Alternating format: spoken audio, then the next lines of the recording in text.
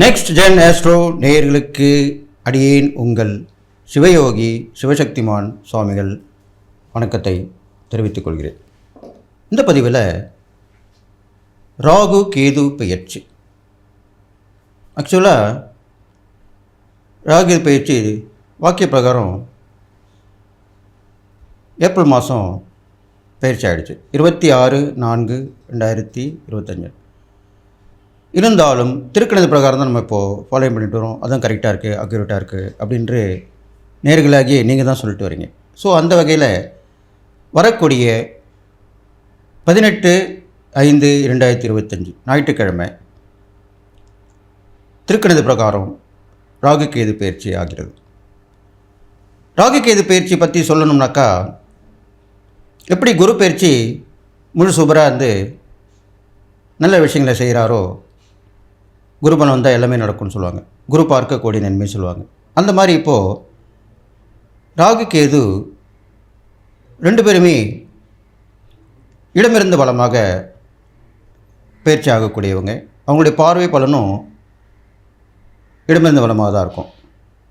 3, 7, 11 இந்த 3 பார்வை பலன்களுமே ராகுக்கும் கேதுக்கும் உரியதாக சொல்லப்படுது. அதை பற்றி இப்போ நான் விளக்கமாக சொல்ல போகிறேன். முதல்ல பொது பலன் சொல்ல போகிறேன், அப்புறம் 12 ராசிக்கு உண்டான பலன் சொல்ல போகிறேன். நீங்கள் கவனமாக கேட்டு நடந்துக்கிட்டிங்கன்னா இந்த ராகு கேது பேச்சில் இருக்கிற கெடுபம் குறைஞ்சி நற்பல ஏற்படும் சொல்லிட்டு இப்போ என்னோட குருநாதர் வணங்குறேன். ஓம் குருப்யோ நம நற்பவி நற்பவி நற்பவி ஓம் காஞ்சிவாசாய வித்மிகே சாந்தரூபாய தேமிகே தன்னோ சந்திரசேகர பிரச்சோதயாத். என்னுடைய ஆத்மாதேவன் மகாகாலவன். ஓம் காளிகாசாய வித்மிகே மசான வாசின்ன தேமிகே தன்னோ அகோர பிரச்சோதயாத். இன்னும் உபாசன மகாவாராகி. ஓம் அகிஷத் வஜாய வித்மிகே சண்டகஸ்தாய தன்னோ வாராகி பிரச்சோதயாத். இப்போது பொது பலன் பார்க்கணும். அப்போது இதனால் வரைக்கும் ராகு பகவான் மீனராசியில் இருந்தார். அதே போல் கேது பகவான் கன்னிராசியில் இருந்தார். இப்போது வரக்கூடிய பயிற்சியில் மீனராசியிலிருந்து கும்பராசிக்கு ராகு பகவானும், கன்னிராசியிலிருந்து சிம்மராசிக்கு கேது பகவானும் பயிற்சி ஆகிறாங்க. இதனால் ஏற்படக்கூடிய பொது பலன்கள் என்னென்னு பார்க்கும்போது, இப்போது ராகு பகவான் சனியுடைய வீட்டில் வரார். சனி தான் ராகுக்கு தந்தை வழி உறவாக சொல்லப்படுது, தந்தை வழி உறவு. அப்போ அப்பேற்பட்ட அந்த கும்பராசியில் வரும்போது பல பிரச்சனைகள் நடக்கக்கூடிய வாய்ப்பு, வீட்லேயும் நாட்டிலையும் பிரச்சனைகள் வர்றது, எதிர்பாராத ஆபத்து, எதிர்பாராத விபத்துக்கள், போர் மீண்டும் பயமுறுத்தி பண்ணுறது, எந்த ஒரு விஷயம் எடுத்தாலும் அது பிரம்மாண்டமாக இருக்க போகக்கூடிய விஷயம், நல்லதாக இருந்தாலும் கெட்டதாக இருந்தாலும் இப்படி தான் நடக்க போகுது. இது பொதுவான பலனாக சொல்லப்பட்டிருக்கு. அதே மாதிரி கேது கன்னிராசியில் இருந்தார், புதனுடைய வீட்டில் இருந்தார். இப்போது சிம்ம ராசிக்கு சூரியனுடைய வீட்டில் இருக்கார். அப்போ சூரியனுக்கும் கேதுக்குமே பகை தான் சொல்லப்படுது. அப்போ 2 பேருமே பகை வீட்டில் தான் குடியமர்றாங்க. அப்போ அவங்களுக்கு ஏற்கனவே அவர்கள் பாபகிரகங்கள் நிழல்களையும் சொல்லப்படுது.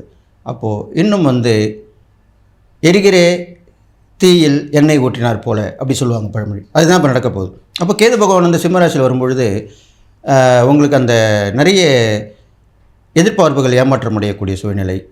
முக்கியமாக அரசியல், சினிமா, முக்கிய விஐபின்னு சொல்லலாம், விவிஐபிலாம் சொல்கிறோம் இல்லையா, அவங்களுக்கு எல்லாமே பிரச்சனை வரக்கூடிய அமைப்பாக இப்போ இருக்க போகுது. நிறைய ஆபத்து விபத்துகள் ஏற்பட போகுது. இருந்தாலும் நன்மையான பலனும் நடக்கும். அதை நான் ஒவ்வொரு ராசிக்கு சொல்லும்போது விரிவாக சொல்ல போகிறேன். அதனால் அந்த ராகு கேது பயிற்சி நீங்கள் கவனமாக கேட்டு நடந்தீங்கன்னா இந்த ஆபத்து விபத்துகளிலிருந்து காப்பாற்றப்படுவீர்கள். அதுக்குண்டான பரிகாரம் நான் சொல்ல போகிறேன்னு சொல்லி இப்போது அடுத்ததாக 12 ராசிகளுடன் பலனை பார்ப்போம். தனுசு ராசி நேயர்களே, உங்களுக்கு உண்டான ராகு கேது பயிற்சி பலன் தான் சொல்ல போகிறேன்.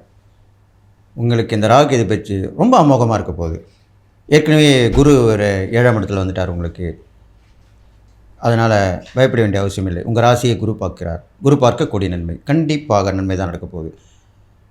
உங்களுக்கு 3ஆம் இடத்துல ராகுபவன் வந்திருக்கார். 3ஆம் இடம்ன்றது பாபகங்களுக்கு ரொம்ப விசேஷமான இடமா சொல்லப்பட்டிருக்கு. தைரியம், வீரியம், பராக்கிரமம், வெற்றி எல்லாமே நடக்கும். உங்கள் உடன்பிறப்புகள் மூலிமா உங்களுக்கு உதவிகள் கிடைக்கும். அது இல்லாமல் தைரியத்தோடு துணிச்சலோடு செய்யக்கூடிய எந்த விஷயமும் கண்பே நன்மை செய்யும். பயணங்கள் அடிக்கடி ஏற்பட்டுகிட்டே இருக்கும். இதெல்லாமே நடக்கும். சகாயம் சாணம்னு கூட சொல்லப்படுறாங்க. அப்போது சகாயம்னா உதவிகள், நிறைய உதவிகள் உங்களுக்கு செய்கிறோம்.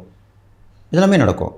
இருந்தாலும் மாமனார் மாமியார் ஒருவருக்கு இல்லையா, அந்த இன்லான்னு சொல்லுவாங்க, அவங்கக்கிட்ட கொஞ்சம் கவனமாக இருக்கணும். அவங்கக்கிட்ட பேசுகிறது பழகிறது எல்லாமே கொஞ்சம் அளவோடு இருக்கிறது நல்லது. அதனால் பிரச்சனைகள் வந்து வரதுக்கு வாய்ப்புகள் இருக்குது. அதனால் கண்டிப்பாக அதை நீங்கள் கவனமாக பார்த்து பண்ணிக்கணும். இது இல்லாமல் 9ஆம் இடத்துல கேது இருக்கனால உங்களுக்கு தெய்வ பிரார்த்தனைகள், வேண்டுதல்கள் எல்லாமே இப்போ நிறைவேற்றி வரலாம். பிறருடைய ஆசீர்வாதம் கிடைக்கும். கடல் கடந்த பயணங்கள் ஏற்படும், அல்லது வெளியூர் பயணம் கண்டிப்பாக ஏற்படும். இது மாதிரிலாம் நடக்கும். அது இல்லாமல் கேதுவைக்கு அதிதேவதையான விநாயகர் வழிபாடு ரொம்ப பிரசித்தி பெற்றது. எல்லா விநாயகர் கோயிலுக்கும் போயிட்டு வரலாம். விநாயகர் பிரசித்தி பெற்ற கோயில், பிரபலமான கோயிலெலாம் போயிட்டு வரலாம்.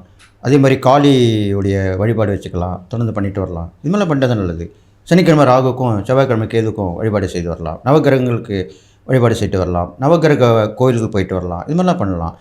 பெரும்பாலும் நீங்கள் உங்களுக்கு வந்து ராமர், உங்கள் ராசிக்கு கோதண்ட ராமர், அந்த ராமர் தான் சொல்லப்படுது. அப்போ ராமர் கோயில் போய்ட்டு வரலாம். ராமர், சீத்தை, லக்ஷ்மணன், ஆஞ்சநேயர் இதெல்லாம் இருக்கிற சேர்ந்து வணங்கக்கூடிய விஷயமாக சொல்லப்பட்டிருக்கு. அதெல்லாம் நீங்கள் வணங்கிட்டு வரலாம், வழிபாடு பண்ணிட்டு வரலாம். நிறைய தான தர்மங்கள் பண்ணலாம். குழந்தைங்களுக்கு நிறைய பண்ணலாம். குழந்தைங்களுக்கு தேவையான உணவு, உடை அதெல்லாம் கொடுத்துட்டு வரலாம். அனாதாசிரமம் போயிட்டு வரலாம். மூளை வளர்ச்சி குன்றிய குழந்தைங்களுக்கு உதவி பண்ணிட்டு வரலாம். இதெல்லாம் செஞ்சு வந்து அவ்வளோ விசேஷம் ஏற்படும். நல்ல பலன்கள் தான் ஏற்பட போகுது.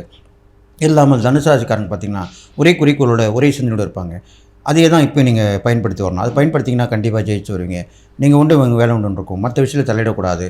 நட்பு உறவுகள் கொஞ்சம் சில பிரிவுகள் ஏற்படும். அதை நீங்கள் பிரிஞ்சுக்காமல் பார்த்துக்கணும். அப்படியே பிரிஞ்சுட்டாலும் நீங்கள் அது வந்து நீங்களே இறங்கி போய் அவங்கக்கிட்ட பேசி அதை வழிபாடு பண்ணணும். இல்லைனா விலகி போகிறதுக்கு வாய்ப்பு இருக்குது. இதெல்லாம் பார்த்துக்கணும். இதெல்லாம் பண்ணிங்கனாக்கா உங்களுக்கு நன்மை தான் நடக்கும்னு சொல்லி நான் சொன்ன இந்த இடைப்பெருகம் தானு பண்ணிட்டு வாங்க. எல்லா நாளும் பெற்று வாழ்வுன்னு சொல்லி வாழ்த்தி விடைபெறுகிறேன். நன்றி, வணக்கம்.